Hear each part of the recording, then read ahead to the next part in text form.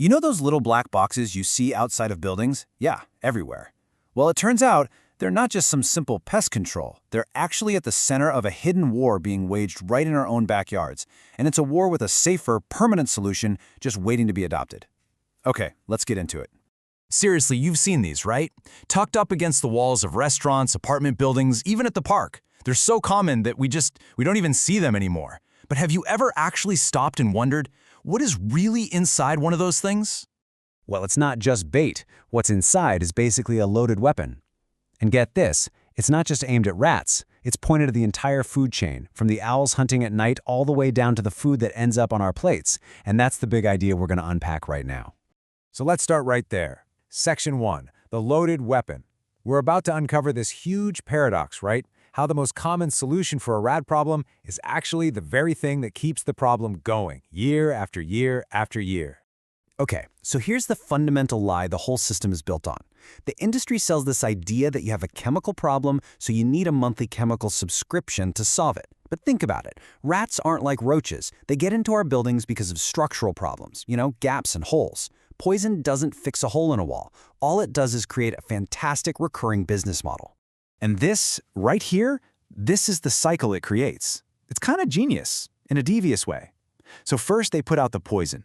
Sure, the rat population drops for a bit, but so do their natural predators, the hawks and owls that eat the now poisoned rats. This creates what scientists call the vacuum effect. With all the predators gone, the surviving rats have no one to keep them in check, and they just breed like crazy to fill that empty space. And the end result? The population rebounds, a lot of times even higher than it was before, which of course guarantees the pest control company gets a call to come right back out next month.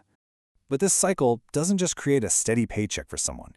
It leaves behind this trail of devastation. And that brings us to our next section, where we meet the collateral damage, the hidden victims. So who actually pays the price for this poison-fueled cycle? Well, it starts with the obvious ones, the predators, owls and hawks. But then it gets a lot closer to home. Your dog who might find a poisoned rat in the yard. Kids at the park playing right next to bait boxes that are definitely not childproof. Your cat. The poison even leaches into our waterways, and it's a direct threat to amazing species like the iconic burrowing owls. This is all happening right under our noses. And the numbers, they're just staggering. In a multi-year study down in Collier County, Florida, Audubon tested deceased burrowing owls. A jaw-dropping 93%, that's 55 out of 59 owls tested, had rodenticide in their systems. And they never even touched a bait box. They just did what owls do. They ate the poisoned prey. Now here's something absolutely terrifying for every single pet owner out there. One of the most common poisons used today is called bromethylin. It's what's known as a second-generation poison. That means it's incredibly powerful, designed to kill in just a single dose. It causes brain swelling and paralysis, and there is no antidote. None. Once a pet is exposed, there is almost nothing a veterinarian can do.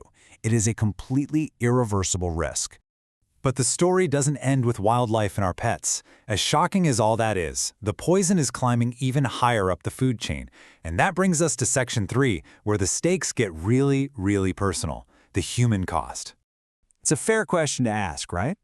We all just kind of assume the poison does its job on the rat and that's that. But no, it absolutely does not stay in the rat. Yeah, just let that sink in for a second. This is not some wild guess. Industry trade guidance and academic research have both confirmed it. These poisons have entered our food supply, specifically in pork. So how in the world does this happen? Well, it's a pretty straightforward chain of events, actually. Rat poison is used all the time on large-scale pig farms. Pigs are omnivores. They'll eat anything, including a poisoned rat they find. The poison then builds up in the pig's muscle and liver tissue.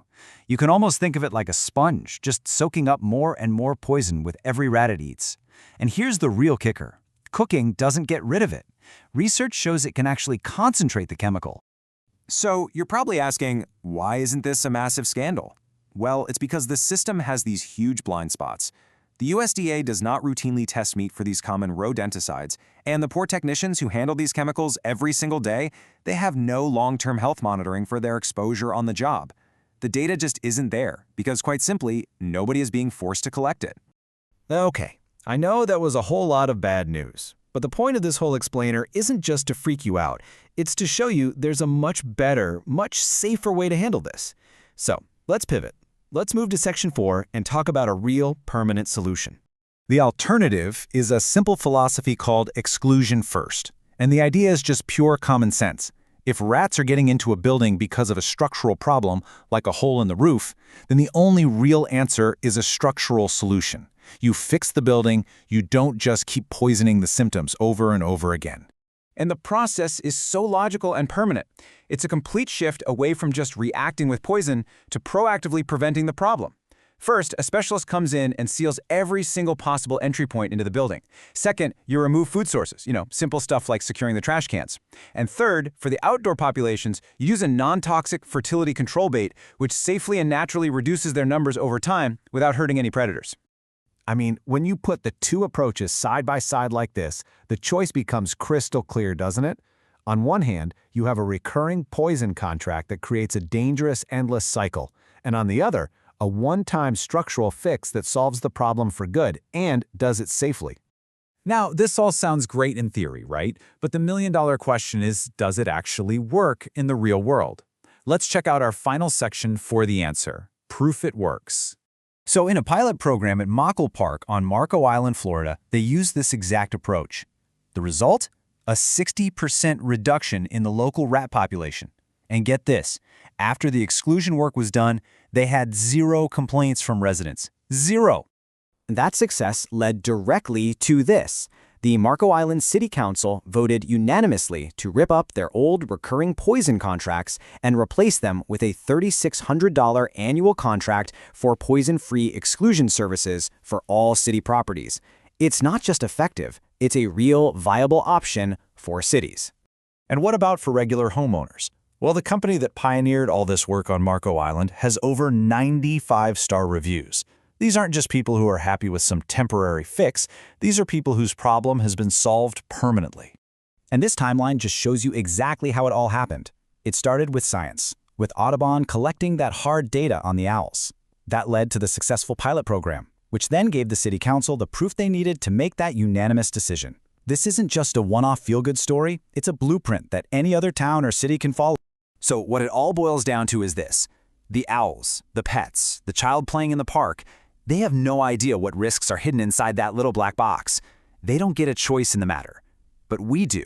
And the real question this leaves us with is, now that we know there's a better, safer way, will we choose it?